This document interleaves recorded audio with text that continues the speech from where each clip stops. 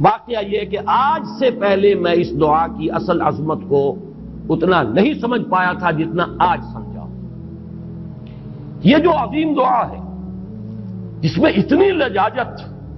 اتنی ہیوملٹی حضور نے اختیار کی ہے جس سے آگا کا سوال نہیں۔ اللہم انی عبدک وابن عبدک وابن امتک، اے اللہ میں خود تیرا بندہ ہوں، میرا باپ بھی تیرا ادنا غلام، میری ماں تیری ادنا کنیز، فی قبضتک، میرا پورا وجود تیرے قبضہ قدرت میں ہے، تیرے ہی اختیار میں ہے، فی قبضتک ماض فی حکمک، میرے پورے وجود میں تیرا ہی حکم جاری و ساری ہے، عدل فی قضاؤک، اور جو فیصلہ بھی تو میرے بارے میں کرے، جو بھی کرے وہ عدل ہے، انصاف ہے، کہ ہر چساقی ما ریخت عین الطاف، ماض فی حکمک عدل فی قضاؤک، ناصیتی بیدک، میری پیشانی تیرے ہاتھ میں ہے، جدھر چاہے موڑ دے۔ یہ جو اپنی نفی ہے، نفی اس اعتبار سے بھی اپنی انانیت کی نفی، انی عبدک وابن عبدک وابن امتک، پھر اپنے وجود کی نفی، اپنی مرضی کی نفی، اپنے اختیار کی نفی، فی قبضتک ماض فی حکمک ناصیتی بیدک عدل فی قضاؤک۔ پھر دیکھیے واسطہ وہ دیا ہے جس سے اونچا واسطہ ممکن نہیں۔ اسألوک بکل اسم ہو لک، قرآن مجید میں آیا نا، فدوہ بہا وللہ الاسماء الحسنی فدوہ بہا، اچھے نام اللہ کے ہیں، اس کو پکارا کرو ان ناموں کے حوالے سے۔ اب نام کہاں سے جمع کریں سارے؟ ایک میں اسألوک بکل اسم ہو لک، جو بھی تیرے نام ہیں، سمیت بہ نفسک، جن سے تو نے خود اپنے آپ کو موسوم کیا، او علمتہ احدا من خلقک، یا تو نے اپنی مخلوق میں سے کسی کو وہ نام سکھایا، او انزلتہ فی کتابک، یا وہ نام تو نے اپنی کسی کتاب میں نازل کیا، اب استاثرت بہ فی مکنون الغیب عندک، یا اس کو تو نے خود اپنے خزانہ غیب میں محفوظ رکھا ہوا ہے۔ تیرے وہ نام بھی ہیں جو تو نے کسی کو ابھی سکھائے ہی نہیں،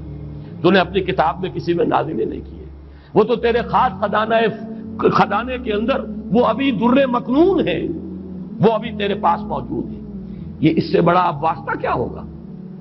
مانگا کیا ہے ذرا غور کیجیے، ان تجعل القرآن ربیع قلبی ونور صدری وجلاء حزنی وذہاب ہمی وغمی۔ استدعا میں یہ کر رہا ہوں پروردگار، اس قرآن کو میرے دل کی بہار بنا دے، میرے دل کا نور بنا دے، نور صدری، ان تجعل القرآن ربیع قلبی، میرے دل کی بہار، ونور صدری، میرے سینے کا نور، وجلاء حزنی، یہ حزن جو جس سے کہ محمد دوچار ہے صلی اللہ علیہ وسلم، یہ وہ کیفیت جو ہے قبض کی، اس کو دور کرنے کا ذریعہ بنا دے اس قرآن کو، جلاء حزنی وذہاب ہمی وغمی، اور میرے ہموم، میرے تفکرات، میرے غموں کو دور کرنے کا ذریعہ بنا دے۔ یہ عظیم دعا آج سورۃ الضحیٰ پر غور و فکر کرتے ہوئے، ویسے تو میں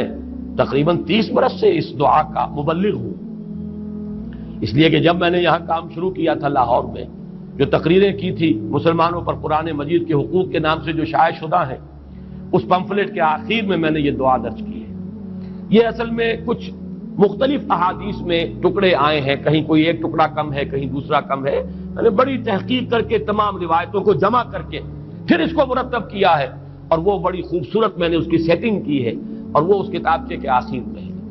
اللہم انی عبدک وابن عبدک وابن امتک فی قبضتک ناصیتی بیدک ماض فی حکمک عدل فی قضاؤک اسألک بکل اسم ہو لک سمیت بہ نفسک او علمتہ احدا من خلقک او انزلتہ فی کتابک او استاثرت بہ فی مکنون الغیب عندک ان تجعل القرآن ربیع قلبی ونور صدری وجلاء حزنی وذہاب ہمی وغمی۔ یہ وہ کیفیت ہے، اور وہ قرآن جو اس کیفیت میں سب سے زیادہ